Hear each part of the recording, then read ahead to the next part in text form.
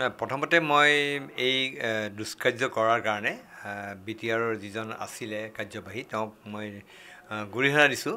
আচলতে সাংবাদিকৰ গাত হাত দিয়া কাৰ্য, সাংবাদিকক ঠেলাঠেলি কৰা কাৰ্য, সাংবাদিকৰ কেমেৰা ভাঙাৰ এয়া আৰু লগত আমি যিটো শুনিলোঁ যে তেওঁৰ অনুগত বাহিনীয়ে এইবিলাক কাম কৰিছে, এইটো নিঃসন্দেহে গৰিহণাযোগ্য আৰু মই তীব্ৰ নিন্দা কৰিছোঁ আৰু এই ক্ষেত্ৰত মই বিহিত ব্যৱস্থা দাবী জনাইছোঁ আৰক্ষীৰ ওচৰত। আজিকালি এইটো প্ৰায়ে হৈছে যেতিয়াই কোনো ন্যায্য স্বাৰ্থ জড়িত মহলৰ যেতিয়া স্বাৰ্থ বিঘ্নিত হয় তেতিয়াই তেওঁলোকে সাংবাদিকৰ বিৰুদ্ধে তেওঁলোকে বিভিন্ন ধৰণৰ দুষ্কাৰ্য কৰা পৰিলক্ষিত হয় আৰু এইটো এটা এক প্ৰকাৰ পৰম্পৰাত পৰিণত হৈছে। মই আশা কৰিম যে চৰকাৰে এই ক্ষেত্ৰত কঠোৰতম পদক্ষেপ ল'ব লাগে, কাৰণ সাংবাদিকসকলে যেতিয়া বাতৰি পৰিৱেশন কৰিবলৈ যায় বহু সময়ত দেখিছোঁ যে তেওঁলোকে যেতিয়া প্ৰশ্ন কৰে, তেওঁলোকে যেতিয়া তেওঁলোকৰ বিৰুদ্ধে বাতৰি পৰিৱেশন হয় তেওঁলোকে ক্ষোভিত হয়, তেতিয়া তেওঁলোকে আক্ৰমণ কৰিবলৈ উদ্যত হয় আৰু এইটো গণতন্ত্ৰৰ চতুৰ্থ স্তম্ভৰ ওপৰত আঘাত। আৰু মই এই ক্ষেত্ৰত এটা কঠোৰ ব্যৱস্থা হওক এই কামনা কৰিছোঁ আৰু যিজন BTR-ৰ মুখ্য কাৰ্যবাহী প্ৰমোদ বড়ো তেওঁৰো এই ক্ষেত্ৰত মই হস্তক্ষেপ কামনা কৰিছোঁ। নহয় প্ৰথমতে মই এই দুষ্কাৰ্য কৰাৰ কাৰণে BTR-ৰ যিজন আছিলে কাৰ্যবাহী তেওঁক মই গৰিহণা দিছোঁ। আচলতে সাংবাদিকৰ গাত হাত দিয়া কাৰ্য, সাংবাদিকক ঠেলাঠেলি কৰা কাৰ্য, সাংবাদিকৰ কেমেৰা ভাঙাৰ এয়া আৰু লগত আমি যিটো শুনিলোঁ যে তেওঁৰ অনুগত বাহিনীয়ে এইবিলাক কাম কৰিছে, এইটো নিঃসন্দেহে গৰিহণাযোগ্য আৰু মই তীব্ৰ নিন্দা কৰিছোঁ আৰু এই ক্ষেত্ৰত মই বিহিত ব্যৱস্থা দাবী জনাইছোঁ আৰক্ষীৰ ওচৰত।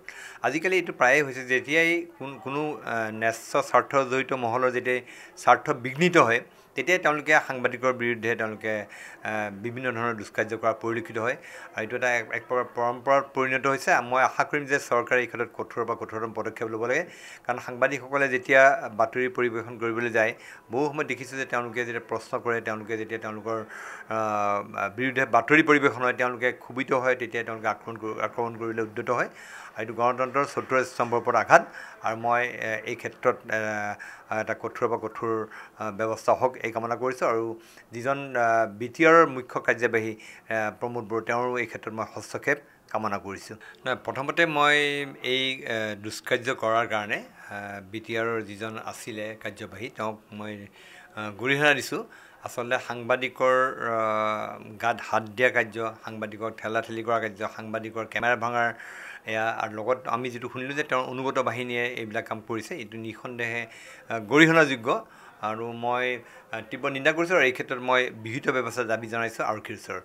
আজিকালি এইটো প্ৰায়ে হৈছে যেতিয়াই কোনো ন্যায্য স্বাৰ্থ জড়িত মহলৰ যেতিয়া স্বাৰ্থ বিঘ্নিত হয় তেতিয়াই তেওঁলোকে সাংবাদিকৰ বিৰুদ্ধে তেওঁলোকে বিভিন্ন ধৰণৰ দুষ্কাৰ্য কৰা পৰিলক্ষিত হয় আৰু এইটো এটা এক প্ৰকাৰ পৰম্পৰাত পৰিণত হৈছে। মই আশা কৰিম যে চৰকাৰে এই ক্ষেত্ৰত কঠোৰতম পদক্ষেপ ল'ব লাগে, কাৰণ সাংবাদিকসকলে যেতিয়া বাতৰি পৰিৱেশন কৰিবলৈ যায় বহু সময়ত দেখিছোঁ যে তেওঁলোকে যেতিয়া প্ৰশ্ন কৰে, তেওঁলোকে যেতিয়া তেওঁলোকৰ বিৰুদ্ধে বাতৰি পৰিৱেশন হয় তেওঁলোকে ক্ষোভিত হয়, তেতিয়া তেওঁলোকে আক্ৰমণ কৰিবলৈ উদ্যত হয় আৰু এইটো গণতন্ত্ৰৰ চতুৰ্থ স্তম্ভৰ ওপৰত আঘাত।